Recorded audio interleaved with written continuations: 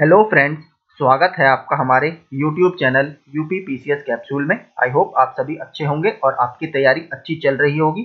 आप सभी को पता है हम अपने इस चैनल के माध्यम से यूपी ट्रिपल एससी 1 दरोगा की मुख्य परीक्षा के अलग अलग बुक्स के प्रैक्टिस सेट्स को कवर कर रहे हैं। तो इस संबंध में हम ज्ञान मुद्रा पब्लिकेशन की जो 12 प्रैक्टिस सेट की बुक है उसको भी कवर कर रहे हैं। इसके हम इससे पहले 6 प्रैक्टिस सेट्स डाल चुके हैं जो आप हमारी 1 दरोगा स्टडी मटेरियल नामक प्लेलिस्ट में जाकर देख सकते हैं। इसके अलावा रेगुलर करंट अफेयर्स के क्विज के लिए और 1 दरोगा से संबंधित क्विज के लिए आप हमारा टेलीग्राम ग्रुप जरूर ज्वाइन कीजिए, वो आपकी तैयारी में आपको काफी हेल्प करेगा। इस प्रैक्टिस सेट में 100 प्रश्न है, तो चलिए शुरू करते हैं। पहला, पृथ्वी पर सर्वाधिक किस कुल के सदस्य पाए जाते हैं? तो पृथ्वी पर सर्वाधिक जो आपको सदस्य मिलेंगे वो मिलेंगे आर्थ्रोपोडा। आर्थ्रोपोडा बेसिकली जो इंसेक्ट्स वगैरह आपने देखे होंगे, ठीक है, जैसे आपका कॉकरोच वगैरह या तिलचट्टा इसमें आता है, बीटल्स इसमें आते हैं, ठीक है, ये सभी आर्थ्रोपोडा की श्रेणी में आते हैं। तो ये सबसे ज्यादा सदस्य हमें पृथ्वी पर देखने के लिए मिलते हैं। सिंगलीला राष्ट्रीय उद्यान किस राज्य में स्थित है? तो सिंगलीला राष्ट्रीय उद्यान आपके पश्चिम बंगाल में स्थित है। ये मैं अपने टेलीग्राम ग्रुप में क्विज भी डाल चुका हूं। इसके अलावा यहाँ पर एक और बहुत फेमस है, क्या? बुक्सा, ठीक है, बुक्सा टाइगर रिजर्व, ये बहुत फेमस है। इसके अलावा रॉयल बंगाल टाइगर तो आपको पता ही है, सुंदरबन में हमें मिलते ही है, पश्चिम बंगाल में। आगे, भारत का सबसे छोटा वन्य जीव अभ्यारण्य का नाम क्या है, या भारत की सबसे छोटी वाइल्ड लाइफ सेंचुरी कौन सी है? तो सबसे छोटी वाइल्ड लाइफ सेंचुरी आपकी लक्षद्वीप में स्थित है, पिट्टी वाइल्ड लाइफ सेंचुरी, ठीक है। सबसे बड़ी की बात करें तो वो है वाइल्ड एस सेंचुरी या जंगली गधों की सेंचुरी, जो आप कहां पर स्थित है? लिटिल रन ऑफ कच्छ या गुजरात में स्थित है, ठीक है, ये आपको याद रखिएगा। ये भी क्विज मैंने टेलीग्राम ग्रुप में डाल दिया है। भारत जलवायु परिवर्तन प्रदर्शन सूचकांक या क्लाइमेट चेंज परफॉर्मेंस इंडेक्स 2023 में कौन सी रैंक पर है? पहले 63 रैंक थी, अब भारत इसमें 8वें स्थान या 8th रैंक पर पहुंच गया है, ठीक है, 8वां, ऑप्शन डी। एक चीज इसमें याद रखिएगा, इसमें शुरू के 3 स्थान खाली रखे गए हैं, मतलब किसी भी कंट्री ने इतना अच्छा परफॉर्म नहीं किया कि उन्हें टॉप के 3 स्थानों पर दिया जा सके।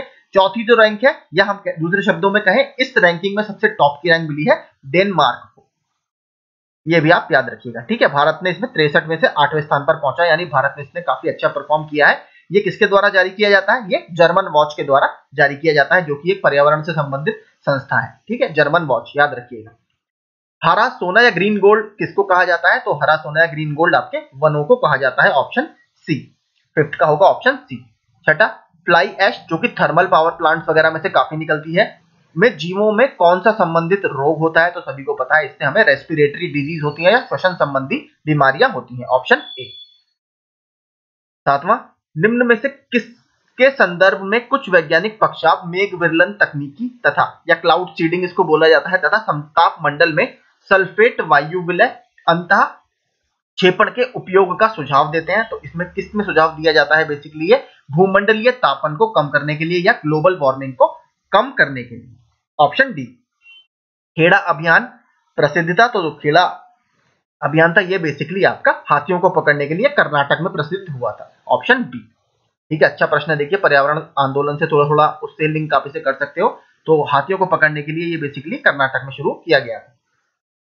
प्लास्टिक प्रदूषण के संदर्भ में विचार करें, यह मूलतः कार्बन व हाइड्रोजन के अणुओं से मिलकर बनता है, मिट्टी की उर्वरा शक्ति को घटाता है, यह प्लास्टिक फैक्ट्रियों में काम कर रहे श्रमिकों के फेफड़े, किडनी व स्नायु तंत्रों को प्रभावित करता है। उपयुक्त सभी सही है, तो इसमें देखिए सारे स्टेटमेंट बिल्कुल ठीक हैं। प्लास्टिक एक बेसिकली पॉलीमर होता है जो इन सभी चीजों में अपना रोल प्ले करता है। 10वां, भारत में पेलिकन पक्षियों के लिए उपयुक्त पक्षी अभ्यारण्य कौन सा? देखिए, पेलिकन जो होते हैं काफी ज्यादा भारत में दिखाई देते हैं। अगर आप देखेंगे जो बर्ड वॉचर्स होते हैं, ठीक है, वो भी इनके काफी फोटोज क्लिक करते हैं। तो इसके लिए जो सबसे अच्छा भारत में अभ्यारण्य माना जाता है वो केलामेरू पक्षी अभ्यारण्य माना जाता है, आंध्र प्रदेश का, ठीक है, केलामेरू पक्षी अभ्यारण्य आंध्र प्रदेश। बाकी भी आप देख सकते हैं, ये बहुत इंपॉर्टेंट है, रंगनथिट्टू, ठीक है, जो कि मैसूर कर्नाटक में स्थित है। ये भी डंपा तो आपको पता ही है, टाइगर रिजर्व भी है, तो ये मिजोरम में स्थित है। महावीर अभ्यारण्य, ये मैंने अभी 2 दिन पहले या कल शायद कुछ डाला है कि फॉरेस्ट फायर के कारण महादेई अभ्यारण्य आपका चर्चा में था, ठीक है, जंगलों में लगने वाली आग के कारण, तो उसका नाम महावीर स्वामी वन्यजीव अभ्यारण्य अब रख दिया गया है। तो ये भी मैं आपको करा चुका हूं, तो ये 2 आप याद कर लीजिए, रंगनथिट्टू काफी इंपॉर्टेंट है, और पेलिकन के लिए केलामेरू आपका आंध्र प्रदेश में स्थित है, वो काफी फेमस है। जैविक साम्यता स्थापित होती है, तो जैविक साम्यता आपकी उत्पादक, उपभोक्ता और अपघटक के द्वारा स्थापित होती है, ऑप्शन डी। हरित क्रांति से क्या अभिप्राय है? हमें सभी को पता है, भारत में 1970 के दशक में हरित क्रांति की शुरुआत की गई थी, जिसमें HYV सीड्स, ठीक है, इनको बोलते हैं हाई यील्ड वैरायटी सीड्स, ठीक है, मैं इंग्लिश में भी लिख देता हूं, हाई यील्ड वैरायटी सीड्स इसमें यूज किए गए थे, ठीक है। तो उच्च उत्पाद वैरायटी प्रोग्राम, ये इसका सही उत्तर होगा 12वें का सी। भारत में इसका जनक किसको माना जाता है? MS स्वामीनाथन सर को। और ग्लोबल लेवल पर किसको माना जाता है? नॉर्मन बोरलो को। नॉर्मन बोरलो को नोबेल पुरस्कार भी दिया जा चुका है। आप प्लीज मुझे कमेंट करके बताइएगा नॉर्मन बोरलो को नोबेल पुरस्कार किस सन में मिला, ये भी प्रश्न पूछा हुआ है, और उन्हें किस क्षेत्र में दिया गया है ये भी बताइए, कौन से क्षेत्र में उन्हें पुरस्कार दिया गया है, कमेंट प्लीज करिएगा। ये यूपीपीसीएस का प्रश्न है, इसलिए मैं आपसे पूछ रहा हूं। 13वां, निम्नलिखित में से किस प्रकार की मृदा की जल धारण क्षमता सबसे कम होती है, या वाटर रिटेंशन कैपेसिटी सबसे कम कौन सी मिट्टी की होती है? तो जो बलुई दोमट मिट्टी होती है, ठीक है, बलुई दोमट मिट्टी, ऑप्शन ए, इसकी जो वाटर रिटेंशन कैपेबिलिटी है सबसे कम होती है। ग्लोबल 500 पुरस्कार कौन प्रदान करता है? तो यूएनईपी के द्वारा ये दिए जाते हैं, ऑप्शन बी। यूएनईपी की स्थापना 1972, जो फर्स्ट हमारा स्टॉकहोम कॉन्फ्रेंस, सॉरी माफ कीजिएगा, जो स्टॉकहोम कॉन्फ्रेंस होती है 1972 में स्वीडन में, वहां पर इसकी स्थापना की जाती है। क्रांतिक कड़ी प्रजातियां किस वन में अधिक संख्या में पाई जाती हैं? तो जो क्रांतिक कड़ी प्रजातियां हैं वो उष्णकटिबंधीय वर्षा वन में या ट्रॉपिकल रेन फॉरेस्ट में सबसे ज्यादा पाई जाती है, जिसमें सबसे बड़ा कौन सा है? अमेज़न के वर्षा वन, जिसको हम सेल्वास के नाम से भी जानते हैं। बॉम्बेट कहाँ की संकरदक प्रजाति है? तो बॉम्बेट काफी फेमस प्रजाति है ऑस्ट्रेलिया की, ऑप्शन डी, ठीक है। एक बार ऑस्ट्रेलिया से एक चीज और फेमस है, यूकेलिप्टिस, मैं आपको बता चुका हूं, जो यूकेलिप्टिस है वो भी ऑस्ट्रेलिया की ही प्रजाति मानी जाती है, जिसने भारत में गहरा पारिस्थितिकी संकट बेसिकली शुरू किया था, क्योंकि हमने सोशल फॉरेस्ट्री में या सामाजिक वानिकी में इस पेड़ का काफी उपयोग किया, लेकिन धीरे धीरे जब समय गुजरा तो हमने ये पाया कि ये ग्राउंड वाटर को काफी तेजी से कम करता है और मिट्टी की उर्वरा शक्ति को भी घटाता है, तो इसको अब इसलिए पारिस्थितिकी आतंकवादी भी बोला जाता है, और ये ऑस्ट्रेलिया की एक प्रजाति है। इसके अलावा देखिए, पिछले साल ऑस्ट्रेलिया में आपको पता है ऑस्ट्रेलियन बुश फायर, जंगलों में बहुत आग लगी थी, तो वहां पर एक कोआला करके प्रजाति है, ये बहुत, इसकी संख्या वहां पर कम हो गई थी, कोआला, ठीक है। इसका फोटो देखिएगा तो आपको थोड़ा और अच्छे से समझ में आएगा कोआला। 17वां, पारिस्थितिकीय विज्ञानों का केंद्र कहां पर स्थित है? तो पारिस्थितिकी विज्ञानों का केंद्र जो है वो आपके कर्नाटक के बेंगलुरु में स्थित है, ऑप्शन ए। पारिस्थितिकी निकेत के संदर्भ में निम्नलिखित में से कौन से कथन सही है, उन पर विचार कीजिए। यह उन स्थितियों की श्रेणी का प्रतिनिधित्व करता है जो संसाधनों के उपयोग और पारिस्थितिकी तंत्र में उसकी कार्यात्मक भूमिका को सहन कर सकती है। प्रत्येक जाति का एक अलग स्थान होता है, बिल्कुल ठीक है, एक स्पेसिफिक इकोलॉजिकल नीश उसका होता है। तो इसमें जो स्टेटमेंट अगर मैं आपको बताऊं 18वें में, दोनों ही स्टेटमेंट आपके बिल्कुल ठीक है, ऑप्शन बी। 19वें की बात करें, पर्यावरण प्रभावों का आकलन कितने चरणों में होता है, या एनवायरमेंटल इंपैक्ट असेसमेंट का जो आकलन है वो कितने चरणों में होता है? ये आपका 4 चरणों में होता है, ऑप्शन बी। इसका मैं आपको बता चुका हूं, इसका जो EIA का जो प्रोविजन है वो हम कहां से लेते हैं? ये हम एनवायरमेंटल प्रोटेक्शन एक्ट 1986 से हम इसका प्रोविजन लेते हैं। 1994 में सबसे पहले इसके रेगुलेशन जारी किए गए। वनों से हमें किस तरह का आर्थिक लाभ होता है? तो वनों से हमें डायरेक्ट और इनडायरेक्ट दोनों तरह का लाभ होता है, यानी प्रत्यक्ष और अप्रत्यक्ष दोनों तरह का लाभ। स्वस्थ धरा खेत हरा, ये नारा क्या है? ये जो भारत सरकार द्वारा सॉइल हेल्थ कार्ड स्कीम चलाई जा रही है, HSHC soil health card scheme, जो कि भारत सरकार द्वारा सन 2015 में शुरू की गई है। ये आपको ये बताता है कि आपको, जैसे आपकी कोई भी मिट्टी है उसकी उर्वरा शक्ति कितनी है, आपको यहाँ पर कौन सी फसल उगानी चाहिए, इसमें कितनी मात्रा में आपको फर्टिलाइजर डालने चाहिए, कौन से फर्टिलाइजर आपको इसमें यूज करने चाहिए, ताकि आपकी मिट्टी भी खराब ना हो और आपकी जो उपज है वो भी काफी अच्छी हो, उसमें कोई कीड़ा ना लगे, इस तरीके की बातें इसमें बताई जाती हैं, ठीक है। तो 2015 में स्टार्ट की गई थी, ये भी आपसे फैक्चुअल प्रश्न है क्योंकि एग्रीकल्चर आपके सिलेबस में है। भारत के अधिकांश वन्यजीव संरक्षित क्षेत्र घिरे हुए हैं, तो जितने भी प्रोटेक्टेड एरियाज हैं हमारे यहाँ वो घने जंगलों से घिरे हुए हैं, ऑप्शन ए। 23वां देखते हैं, अपक्षय एक भौमिकीय प्रक्रिया है, इसमें से आपको सही स्टेटमेंट चुनना है। ओजोन गैस सर्वदा पशुओं व वनस्पतियों के लिए खतरनाक है, ऐसा नहीं है। देखिए, ग्राउंड लेवल ओजोन जो होती है ये आपके लिए खतरनाक होती है, लेकिन जो हमारे समताप मंडल में ओजोन है वो अच्छी है, क्योंकि वो हमें अल्ट्रावायलेट रेस से या पराबैंगनी किरणों से बचाती है, तो ये स्टेटमेंट गलत है। अत्यधिक जल के दोहन से बुकलिन शहर हरा भरा व समृद्धशाली बन गया, बिल्कुल गलत स्टेटमेंट है। अत्यधिक जल का आप दोहन करेंगे तो आपका ग्राउंड वाटर लेवल गिरेगा और आपका इकोलॉजिकल इम्बैलेंस होने लगेगा या पारिस्थितिकी संतुलन बिगड़ने लगेगा, तो ये गलत है। चिपको आंदोलन आंध्र प्रदेश में शुरू हो गया था, बिल्कुल गलत है। 1970 के दशक में ये कहां पर होता है? उत्तराखंड में। कौन कौन इससे संबंधित है? अमृता देवी, सुंदरलाल बहुगुणा, चंडी प्रसाद भट्ट जी।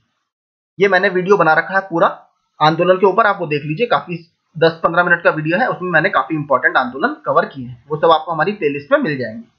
प्रथम कृषि गणना कब की गई थी? तो प्रथम एग्रीकल्चर सेंसस आपकी 1970 में की गई है, ऑप्शन ए। 25वां देखते हैं, सूची 1 को सूची 2 से मिलाना है। बांदीपुर सभी को पता है, कर्नाटक, काफी फेमस है। मानस असम में है। नामदाफा अरुणाचल प्रदेश। सिमलीपाल उड़ीसा। तो इस हिसाब से देख लीजिए, इसमें जो सही उत्तर होगा 25वें में वो होगा ऑप्शन ए। 26वां देखते हैं, निम्न में से कौन सा क्रम पारिस्थितिकी तंत्र में ऊर्जा के प्रवाह संबंध में सही है? उत्पादक, उपभोक्ता, अपघटक। तो यही देखिए पहला जो है ये सबसे सही ऑर्डर है आपका, ठीक है। सबसे नीचे आप देखेंगे हरे पौधे होते हैं, फिर आपके उपभोक्ता होते हैं, फिर आपके अपघटक होते हैं, ठीक है। संभववाद के आलोचकों का मानना है कि, तो जो संभववाद होता है बेसिकली ये थ्योरीज होती है अलग अलग एनवायरमेंट की, कि मानव भौतिक पर्यावरण से कभी मुक्त नहीं हो सकता। मानव प्रकृति विरुद्ध अपने संसाधनों का उपयोग नहीं कर सकता। मानव यदि प्रकृति विरुद्ध कार्य करता है तो उसकी भारी कीमत चुकानी पड़ेगी। मानव प्रकृति में कुछ भी परिवर्तन करने में सक्षम है। देखिए आपको लगता है ये बहुत एक्सट्रीम स्टेटमेंट है कि मानव प्रकृति में सारे चेंजेस करने में, ऐसा देखिए कभी भी मनुष्य के पास इतनी शक्तियां नहीं आ पाएंगी। तो 70, अगर 27 में की बात करें तो ए, बी और सी इसमें सही है। डी बहुत एक्सट्रीम स्टेटमेंट है, तो ये बिल्कुल गलत है, तो सी इसका सही उत्तर होगा। 28वां, वही देखिए अमृता देवी पुरस्कार जो चिपको आंदोलन से संबंधित थी। अमृता देवी स्मृति पुरस्कार जिसके लिए दिया जाता है वह किस चीज के लिए दिया जाता है? तो ये बेसिकली तो ये वन सुरक्षा पर श्रेष्ठ साहित्य के क्षेत्र में दिया जाता है, ऑप्शन सी। 29वां देखते हैं, वन्य जीव अभ्यारण्य के संदर्भ में विचार करें तथा सही कथन की पहचान करें। राज्य वन्य जीव अभ्यारण्य क्षेत्र घोषित कर सकता है, ठीक है। इसमें विशिष्ट प्रजाति या विशिष्ट जाति के वन्य प्राणियों व प्रजातियों को संरक्षित किया जाता है, ये भी बिल्कुल ठीक है।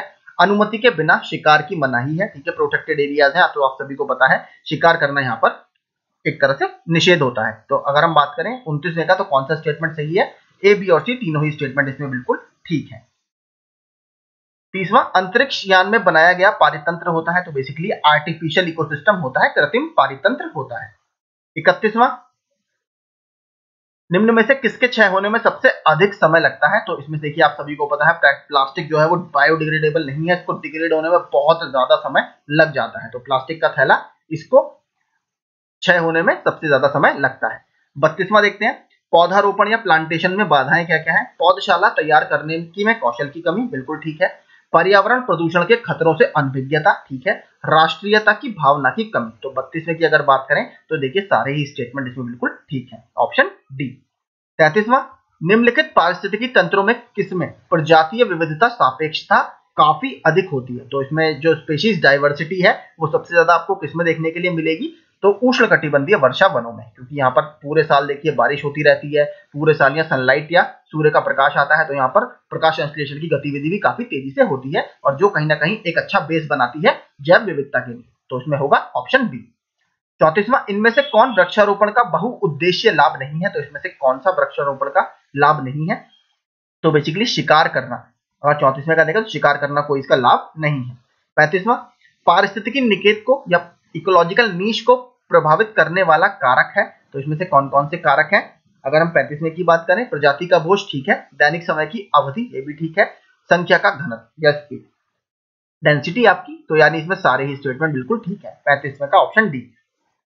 36वां, गडगिल समिति की रिपोर्ट व कस्तूरी रंगन समिति रिपोर्ट किससे संबंधित है? तो ये वेस्टर्न घाट से की इकोलॉजी से स्टडी करने से संबंधित है, तो पश्चिमी घाटों के संरक्षण से, ऑप्शन डी।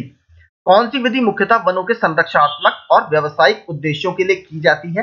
तो इसमें से कौन सी विधि है जो इन दोनों कार्यों के लिए की जाएगी? तो वो है विधि आपकी वनीकरण या अफॉरेस्टेशन। 38वां, निम्नलिखित में से वह कौन सी फसल है जो जलोढ़ मिट्टी में उगती है और जिसके लिए प्रचुर मात्रा में पानी की आवश्यकता होती है? तो ऐसी कौन सी मिट्टी है? राइस जो है या पैडी जो है वो ऐसी क्रॉप है, ऑप्शन सी। राष्ट्रीय पर्यावरण अभियांत्रिकी शोध संस्थान की स्थापना कब की गई थी? यूपीपीसीएस का क्वेश्चन है। इसकी जो सेंटर है वो कहाँ है? ये नागपुर में स्थित है। इसकी स्थापना 1958 में की गई है, ऑप्शन बी। 40वां देखते हैं, सही उत्तर चुने। ग्लोबल वार्मिंग, गैस के विरलीकरण से तापमान में वृद्धि होती है। बाढ़, सुनामी ये अप्राकृतिक घटनाएं हैं।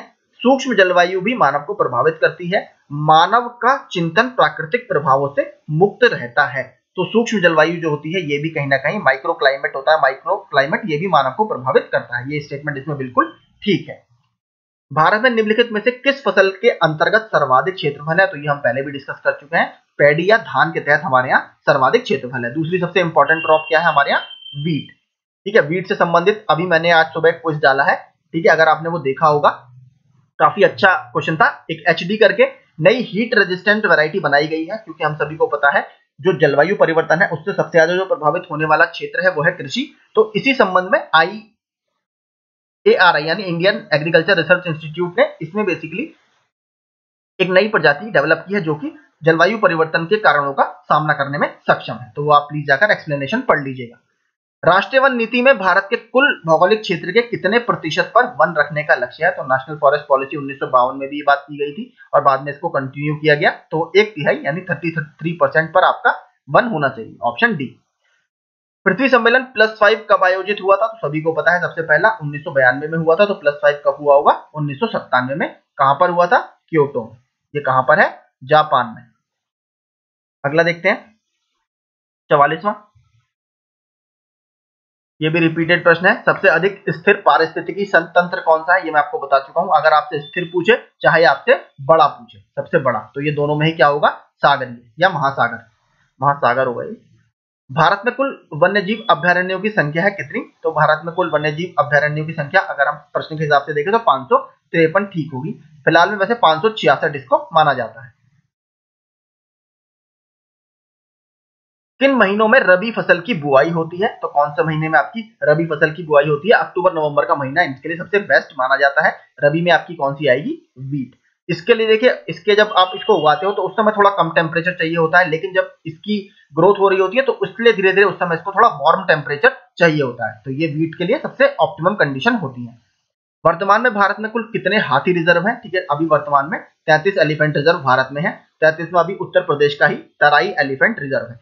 3 देखिए हाल ही में बिल्कुल घोषित किए गए हैं। पहले 30 थे।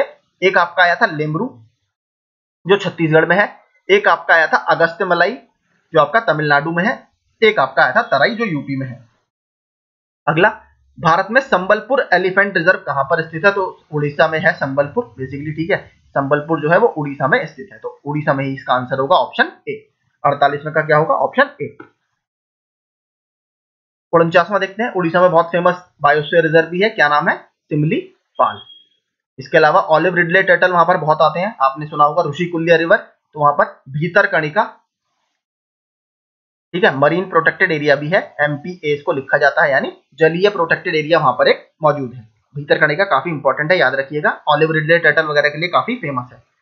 भारत में स्थापित प्रथम राष्ट्रीय उद्यान कौन सा है? 1936 में स्थापित किया गया जिम कॉर्बेट नेशनल पार्क। उस समय इसका नाम हेली नेशनल पार्क था, बाद में इसको बदलकर जिम कॉर्बेट किया गया, जो कि एक बहुत फेमस हंटर रहे हैं। किस औद्योगिक मलबे में सर्वाधिक रासायनिक प्रदूषण होता है? तो कौन से इंडस्ट्रियल वेस्ट में सबसे ज्यादा आपको प्रदूषण देखने के लिए मिलेगा? तो जो चमड़ा उद्योग होता है, लेदर इंडस्ट्री होती है, उसमें सबसे ज्यादा प्रदूषण देखने के लिए मिलता है। यही बहुत बड़ा कारण था कि कानपुर वगैरह वाले क्षेत्र में अगर आप देखेंगे तो वहां पर बहुत ज्यादा गंगा में प्रदूषण हमें देखने के लिए मिल रहा था। इसीलिए कानपुर से इंडस्ट्रीज अब धीरे धीरे उन्नाव की तरफ शिफ्ट होनी शुरू हो गई है। दोमट्टी या लोम मिट्टी में मिट्टी का कौन सा कण मिलता है? तो इसमें मिट्टी का आकार हम बात करें, लोम मिट्टी में, लोम सॉइल में सारे ही प्रकार के कण आपको देखने के लिए मिलेंगे। रेगुर मिट्टी सबसे ज्यादा है कहां पर है? तो रेगुर मिट्टी का सबसे ज्यादा प्रकार हमें महाराष्ट्र में देखने के लिए मिलता है। इसको ब्लैक कॉटन सॉइल भी बोलते हैं। एक बात याद रखिएगा, इसमें बहुत बार स्टेटमेंट आ चुका है, यूपी पीसीएस में भी आया है कि इसमें जैव मात्रा की या फिर ह्यूमस इसमें बहुत ज्यादा होता है। तो वो स्टेटमेंट हमेशा गलत होता है। जैव या जीवांश की मात्रा इसमें बहुत कम हमें देखने के लिए मिलती है काली मिट्टी में, क्योंकि ये बसाल्टिक लावा से बनी होती है। इसको भी स्टेटमेंट को याद रखिएगा। आपसे ऑप्शन में हमेशा पूछता है कि इसमें जैव जो पदार्थ है वो प्रचुर मात्रा में होता है, वो स्टेटमेंट गलत है। भारतीय प्राणी सर्वेक्षण का मुख्यालय कहां पर स्थित है? तो भारतीय प्राणी सर्वेक्षण जो कि जूलॉजिकल सर्वे ऑफ इंडिया है, ZSI, इसका मुख्यालय कोलकाता में स्थित है। 1916 में इसकी स्थापना की गई है। तो भारत में सबसे पुराने एक तरह से कंजर्वेशन या हम कह सकते हैं रिसर्च इंस्टीट्यूट में से यह एक है। गंगा एक्शन प्लान की शुरुआत कब की गई थी? गंगा नदी को क्लियर करने के लिए आप सभी को पता है, कई बार ये योजना आ चुकी है। इस समय नमामि गंगे योजना हमारी चल रही है। तो गंगा एक्शन प्लान 1985 में स्टार्ट हुआ था। विश्व के वन्यजीव भारत में पाए जाते हैं, तो लगभग कितने % वन्यजीव भारत में पाए जाते हैं? 5% वन्यजीव भारत में पाए जाते हैं। किस वृक्ष का उपयोग रंगने में किया जाता है? तो इसमें से कौन सा वृक्ष है जिसका उपयोग कलरिंग वगैरह में किया जाता है? तो जो सफोला का वृक्ष होता है, ऑप्शन ए, इसका जो यूज है वो रंगने में किया जाता है। अब बात करते हैं 57वां, इनमें से कौन एक महत्वपूर्ण नवीकरणीय प्राकृतिक संसाधन है? तो बेसिकली जो वन है वो आपके एक नवीकरणीय प्राकृतिक संसाधन है, ऑप्शन सी। पारिस्थितिकी स्थायी मितव्ययिता है, यह किस आंदोलन का नारा है? तो यह बेसिकली आपका जो चिपको आंदोलन है उत्तराखंड में जो हुआ था उसका ये नारा है। कौन सही सुमेलित नहीं है? ओरांग या नामेरी ओरांग इसको बोला जाता है, असम, बिल्कुल ठीक। बोर बाघ अभयारण्य, ठीक है, ये काफी इंपॉर्टेंट है। क्यों? क्योंकि ये भारत का सबसे स्मॉलेस्ट भारत का टाइगर रिजर्व है। सबसे बड़ा कौन सा है? Nagarjuna Sagar Shri साइलाम tiger reserve, Andhra Pradesh. बुक्सा बाघ अभयारण्य मैंने आपको पहले ही क्वेश्चन में बताया था जब हमने सिंगालीला पढ़ा था। सिंगालीला भी आपका पश्चिम बंगाल में है और बुक्सा अभयारण्य आपका ये भी पश्चिम बंगाल में है, ना कि यहाँ पर। कहां पर है? पश्चिम बंगाल। नामदाफा है अरुणाचल प्रदेश में, नामदाफा, ठीक है। नामदाफा का करंट में थोड़ा सा बता देता हूं। अभी नामदाफा हाल ही में 2 से 3 दिन पहले ये न्यूज में था। क्यों? क्योंकि यहाँ पर लगभग 8 साल बाद एक टाइगर को साइट किया गया है, ठीक है, पहली बार 8 साल में। तो काफी इंपॉर्टेंट ये न्यूज में है। मैं जब आपको करंट अफेयर्स का वीडियो पढ़ाऊंगा 5 से 6 महीने का, उसमें हम ये सारी चीजें कवर कर लेंगे। रणथंभौर आप सभी को पता है राजस्थान में स्थित है। रणथंभौर में बहुत सारे हैं, सरिस्का राष्ट्रीय उद्यान है, सरिस्का बाघ अभयारण्य है, इसके अलावा मुकुंदरा हिल टाइगर रिजर्व है, तो कई सारे राजस्थान में मौजूद है। जैव उपचारण से क्या तात्पर्य है? इसको हम बायो रेमेडिएशन बोलते हैं। तो इससे बेसिकली आप क्या करते हो? जीवों द्वारा पर्यावरण से विषैले पदार्थों का निष्कासन आप करते हो। एक बहुत फेमस साइंटिस्ट है आनंद मोहन चक्रवर्ती, उनके द्वारा बनाया गया था स्यूडोमोनास पुडिटा, ठीक है, ये उन्होंने यूज किया था स्यूडोमोनास पुडिटा का। एक तरह से बेसिकली ये ऑयल ईटिंग बैक्टीरिया होता है जो हमारे पानी पर, आप सभी को पता है, कभी कभी ऑयल स्पिल की घटनाएं हो जाती हैं जब समुद्र में टैंकर वगैरह गिर जाते हैं, तो वहां पर पूरे समुद्र के क्षेत्र पर तेल फैल जाता है, तो इसको ऑयल ईटिंग बैक्टीरिया बोलते हैं। ये उसमें हेल्प कर सकता है आपकी। तो बायोरेमेडिएशन का एक ये उदाहरण है स्यूडोमोनास पुडिटा। ये आनंद मोहन चक्रवर्ती सर साइंटिस्ट है, उनके द्वारा बनाया गया था। 61वां, विश्व स्तर पर मान्यता प्राप्त वन प्रमाणन प्रणाली है, तो कौन सी प्रणाली ग्लोबल लेवल पर आपकी है? तो फॉरेस्ट स्टीवर्डशिप काउंसिल, ठीक है, FSC। वन प्रमाणन को बढ़ावा देने के लिए कौन एक चरणबद्ध दृष्टिकोण की वकालत करता है या स्टेप बाय स्टेप प्रोसीजर की वकालत करता है? तो जो world wild life fund for nature है, ऑप्शन ए, ये इसकी वकालत करता है। 1961 में इसकी स्थापना की गई है। इसका जो मैस्कॉट है, शुभंकर है, वो क्या है? विशालकाय पांडा या जायंट पांडा, ठीक है, चाइना में मिलता है ये। और इसका हेडक्वार्टर कहां पर है? जहां पर IUCN का हेडक्वार्टर है ग्लैंड, स्विट्जरलैंड। पारिस्थितिकी तंत्र में DDT का समावेश होने के बाद निम्नलिखित में से किस एक जीव में उसका संभवतः अधिकतम सांद्रण होगा? तो ये बेसिकली बायो एक्यूमुलेशन की एक डेफिनेशन है या बायो कंसेंट्रेशन की। मैं आपको बता देता हूं क्या होता है इसमें। देखिए, कभी कभी अगर आपके इकोसिस्टम में कुछ ऐसे पदार्थ एंटर कर जाते हैं जो इकोसिस्टम में रहने वाले जीव जंतु पचा नहीं पाते, तो उसका क्या होता है? उसका जो एक तरह से कंसंट्रेशन है या सांद्रता है, वो एक से दूसरे पोषी स्तर में बढ़ती चली जाती है। इसको ही बोला जाता है बायो मैग्निफिकेशन, ठीक है, या बायो एक्यूमुलेशन आप इसको बोल सकते हो। तो इसमें सबसे ज्यादा जो देखने के लिए मिलेगी, अब आप समझ लीजिए, जब मैं कह रहा हूं एक पोषी स्तर से दूसरे पोषी स्तर में ये बढ़ती जाएगी, तो सबसे कम होगी नीचे वाले में और टॉप पे जो बैठा होगा उसमें सबसे ज्यादा सांद्रता इसमें हमें देखने के लिए मिलेगी। यही सबसे बड़ा कारण था DDT को बैन करने का। तो किसमें देखने के लिए मिलेगी अगर हम इसमें बात करें 63वें में? तो यहां पर ऑप्शन में देखें तो सांप, ठीक है, सांप इसमें सबसे ज्यादा ये देखने के लिए मिलेगी। आगे, वृक्षों से भूमि पर गिरने वाली सॉरी माफ कीजिएगा, किस मिट्टी को जीवाश्म की प्राप्ति होती है? बेसिकली किससे मिट्टी को जीवाश्म की प्राप्ति होती है? इसको बोलते हैं ह्यूमस, ठीक है। तो जो लिटर गिरता है, बेसिकली जो पेड़ों से गिरने वाली पत्तियां होती हैं जो सूख जाती हैं और फिर मिट्टी में धीरे धीरे वो डिग्रेड हो जाती हैं, उसको हम ह्यूमस बोलते हैं, जीवांश बोलते हैं। वन पारिस्थितिकी अध्ययन में शामिल है क्या क्या? वनस्पतियां, पशुएं, पारिस्थितिकी तंत्रों का अध्ययन। तो इसमें से क्या क्या इसमें शामिल है? 65 का अगर हम बात करें तो सारे ही इसमें शामिल है, ऑप्शन डी। खादर और बांगर निम्नलिखित में से किस प्रकार की मिट्टी है? तो खादर और बांगर जो है ये बेसिकली आपकी जलोढ़ मिट्टियां हैं, ऑप्शन बी। 67 का देखें, भारत में सबसे बड़ा मिट्टी का वर्ग कौन सा है? तो भारत में सबसे बड़ा मिट्टी का वर्ग है कछारी मिट्टी, ऑप्शन डी। 68वां, वह जल जो बिल्कुल शुद्ध और अशुद्धि मुक्त होता है इसको क्या बोलते हैं? इस प्रकार के जल को बोला जाता है आपका डिस्टिल्ड वाटर, ऑप्शन ए। गर्म पानी अभ्यारण्य कहां पर अवस्थित है? तो गर्म पानी जो सेंचुरी है ये आपकी, अगर हम बात करें भारत के असम राज्य में आपको देखने के लिए मिलेगी, ऑप्शन डी। राइट लाइवलीहुड पुरस्कार किस क्षेत्र में प्रदान किया जाता है? तो राइट लाइवलीहुड जो पुरस्कार है ये बेसिकली आपका पर्यावरण और सामाजिक न्याय के क्षेत्र में, ठीक है, एनवायरमेंटल एंड सोशल जस्टिस के क्षेत्र में ये दिया जाता है। पर्यावरणीय प्रदूषकों को कम करने के लिए जीवित सूक्ष्म जीवों का प्रयोग क्या कहलाता है? ये हम ऊपर पढ़ चुके हैं जब मैंने आपको स्यूडोमोनास पोडिटा की बात बताई थी। तो ये जैव उपचार या बायो रेमेडिएशन। सिंपली देखिए इसका मतलब क्या है, रेमेडी मतलब क्या होता है, किसी भी चीज का उपचार करना, बायो मतलब आप उसमें जीव का या किसी बायोलॉजिकल ऑर्गेनिज्म का यूज कर रहे हो, ठीक है, तो यही होता है जैव उपचार। वैकल्पिक नोबेल पुरस्कार की संज्ञा किसको दी जाती है या अल्टरनेटिव नोबेल पुरस्कार किसको कहा जाता है? तो जो राइट लाइवलीहुड अवार्ड होता है जिसकी बात हमने ऊपर करी थी पर्यावरण और सामाजिक जस्टिस में, उसको ही वैकल्पिक नोबेल की संज्ञा दी जाती है। विश्व पर्यावरण दिवस 2018 की विषय वस्तु क्या थी? तो 2018 की जो विषय वस्तु थी वो थी एक तरह से बीट प्लास्टिक पॉल्यूशन, ठीक है, बीट प्लास्टिक पॉल्यूशन। तो कहां पर है, प्लास्टिक पॉल्यूशन को पराजित करो, ये भारत में ही इसकी उस साल सेलिब्रेट किया गया था, बीट प्लास्टिक पॉल्यूशन 5 जून को मनाया जाता है। ओजोन परत की सांद्रता पाई जाती है तो कहां पर मिलेगी, समताप मंडल में, स्ट्रेटोस्फीयर में, ऑप्शन बी। इसकी थिकनेस को किसमें मापते हैं हम, डीयू में, मतलब डॉबसन यूनिट में। मिट्टी में खारापन व क्षारीयता की समस्या का समाधान है, तो अगर बात करें मिट्टी में खारापन और क्षारीयता आपको दूर करनी है तो जिप्सम और पाइराइट आप इसमें मिला सकते हो, ठीक है। शुष्क कृषि विधि, खेतों में जिप्सम का उपयोग, ऑप्शन बी इसका सही उत्तर होगा। 76वां, प्रोजेक्ट टाइगर की शुरुआत कब हुई थी? प्रोजेक्ट टाइगर की शुरुआत आपके 1973 में 1 अप्रैल से हुई है। जिम कॉर्बेट नेशनल पार्क इसके अंतर्गत आने वाला पहला टाइगर रिजर्व था। इसके अलावा 1992 में हमारे यहाँ प्रोजेक्ट एलिफेंट की स्थापना हुई है।